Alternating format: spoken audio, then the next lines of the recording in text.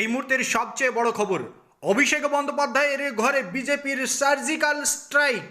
বাম আমলের অবসান ঘটিয়ে পরিবর্তনের সুর প্রথম যে দুটি জেলায় বেজেছিল তার মধ্যে অন্যতম ছিল দক্ষিণ চব্বিশ পরগনা। 2008 সালের পঞ্চায়েত নির্বাচনের সময় থেকে দক্ষিণ চব্বিশ পরগনার যে তৃণমূল কংগ্রেসের শক্ত ঘাঁটি হয়ে উঠেছিল সেটা কিন্তু বলাই যায়। বিশেষত অভিষেক বন্দ্যোপাধ্যায়ের হাত ধরে ডায়মন্ড হারবারের 7টি বিধানসভা পুরো দুর্ভেদ্য ঘাঁটি হয়ে উঠেছিল তৃণমূলের। এবার সেই অভিষেক বন্দ্যোপাধ্যায়ের খাস তালুকেই, অভিষেক বন্দ্যোপাধ্যায়ের ঘরেই সার্জিক্যাল স্ট্রাইক চালালো বিজেপি। সকাল 11:55 অর্থাৎ 12টার পর থেকে দক্ষিণ চব্বিশ পরগনার 12টি আসনে এগিয়ে আসে তৃণমূল কংগ্রেস, আর বিজেপি এগিয়ে আসে 4টি আসনে। যেখানে তৃণমূল কংগ্রেসের কার্যত গড় বলে পরিচিত ছিল সেই অভিষেক বন্দ্যোপাধ্যায়ের দক্ষিণ চব্বিশ পরগনার ডায়মন্ড হারবার মডেল কার্যত ধুলোয় উড়ে গেল। এই মুহূর্তের সবচেয়ে বড়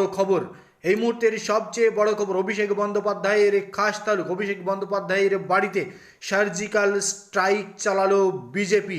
অভিষেক বন্দ্যোপাধ্যায়ের বাড়িতে সার্জিক্যাল স্ট্রাইক চালালো বিজেপি।